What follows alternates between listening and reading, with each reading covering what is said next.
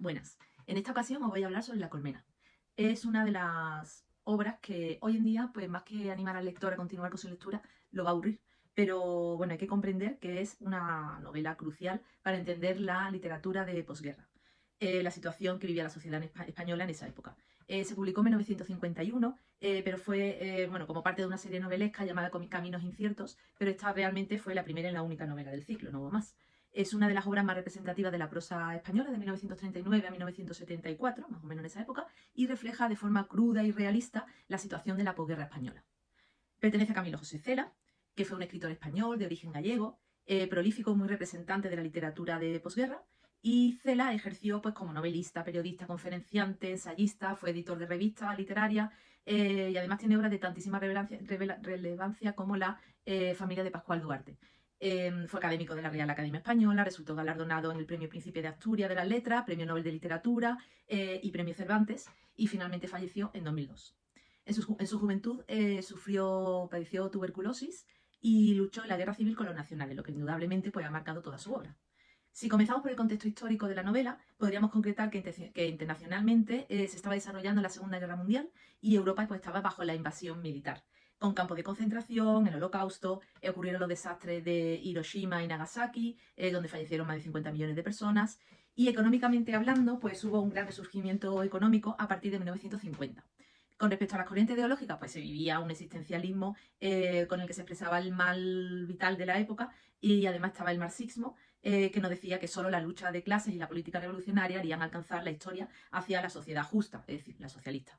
Si lanzamos la mirada al arte, pues era el momento de artistas como Matisse, Picasso, Miró, Dalí y un largo etcétera. En el panorama español, pues nos encontramos con una posguerra, aislamiento de Europa, retraso económico y cultural, una sociedad que pasaba hambre y que vivía rodeada de fusilamiento, de cárcel y además el exilio. Finaliza la Guerra Civil Española el 1 de abril de 39 y el general Franco toma el poder hasta 1975. Encontramos La colmena, que es un fiel reflejo de la sociedad de esta época, sometida a control, alineada, que pasa hambre, miedo. La novela podríamos decir que pertenece al movimiento realista social y Cela comenzó a escribirla en 1945 y entonces en el 46 presentó una primera versión que fue rechazada por la censura. ¿Motivo? Pues por pornográfica e inmoral. Sí, pornográfica e inmoral. Así que finalmente la publicó en Buenos Aires en 1951. Esta obra es una novela peculiar por su carácter abierto, ya que carece de desenlace y el receptor puede intuir o imaginar lo que se acerque más a sus preferencias. No sabemos qué será de los personajes más allá de la última página porque todo queda inconcluso. Una de sus características es representar el Madrid de posguerra. El tiempo transcurre en menos de 3 días y las historias se desarrollan en una cafetería que era la cafetería La Delicia. Aparecen 296 personajes sin protagonismo individual, sino que era un protagonismo colectivo. Estaban todos conectados entre sí para formar una gran colmena. De ahí el título de la obra. Aparece el señorito vividor, el poeta joven, el ridículo, el pedante, y luego además hay mujeres de todas clases. Están las beatas, las prostitutas de todos los niveles, las dueñas de las casas de cita, las alcahuetas. De todos esos personajes que encontramos en la obra, son unos 45 los que alcanzan cierto protagonismo. Entre ellos, pues destacaría Martín Marco, que es un escritor pobre que busca empleo, aunque no lo consigue. Como se comenta, bueno, una cita de la obra, pues dice, no es uno de tantos, no es un hombre vulgar. Asistimos a sus miedos, a sus preocupaciones, a sus mezquindades, y es el centro del capítulo central, en el que se refuerza aquella sensación de incertidumbre propia que trae consigo la novela abierta. Otro personaje muy relevante de la obra es Victorita, una joven que se ve obligada a prostituirse con el objetivo de pagar las medicinas necesarias para su novio, que padece tuberculosis. Además encontramos a don Roberto. Don Roberto es pluriempleado, trabaja duramente para poder mantener la economía familiar. Luego está Filo, que es la mujer de don Roberto y hermana de Martín Marco, es ejemplo de la mujer sacrificada por la estrechez económica. Y Doña Rosa. Doña Rosa también es un personaje muy fuerte, de mucha fuerza en la obra, dueña de la cafetería en la que se caracteriza y bueno, en la que se realiza casi toda la obra, y además está caracterizada por su mal carácter, por ser avariciosa, por maltratar y explotar a sus empleados.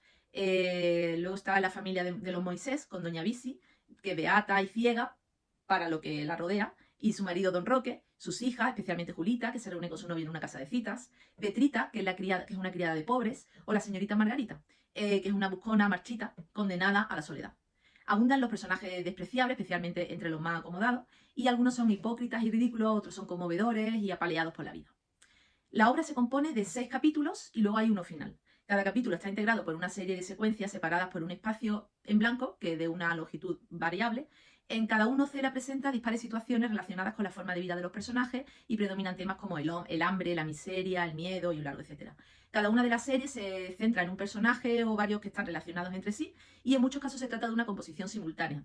Hay varias secuencias que transcurren en un mismo momento.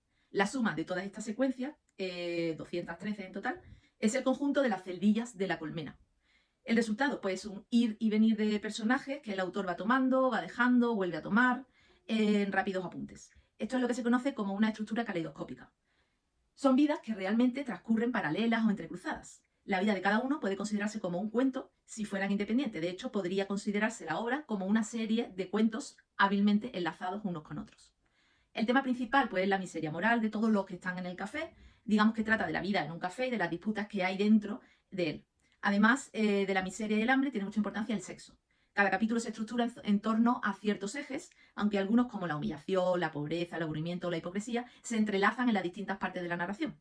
Solo al final de toda la historia aparecen signos de solidaridad entre seres que se mueven solitarios en medio de una sociedad cruel que les vuelve la espalda. El narrador, a todo esto, es un narrador omnisciente. Por otro lado, y atendiendo un poquito a las características lingüísticas y estilísticas, podríamos decir que en la obra hay un uso de un lenguaje sobrio y cuidado, de gran fuerza expresiva y extraordinaria eficacia dramática y de carácter divulgativo. La novela está considerada una de las mejores creaciones de Cela y sorprende al lector mediante el desorden cronológico, este ir y venir de personajes y la abundancia de numerosos momentos que son verdaderamente crueles. Los personajes tienden a expresar sus sentimientos, habitualmente de dolor y de tristeza, predominando así la función emotiva del lenguaje y además el recurso más empleado de todos va a ser la ironía. Bueno, pues ahora vamos con los capítulos.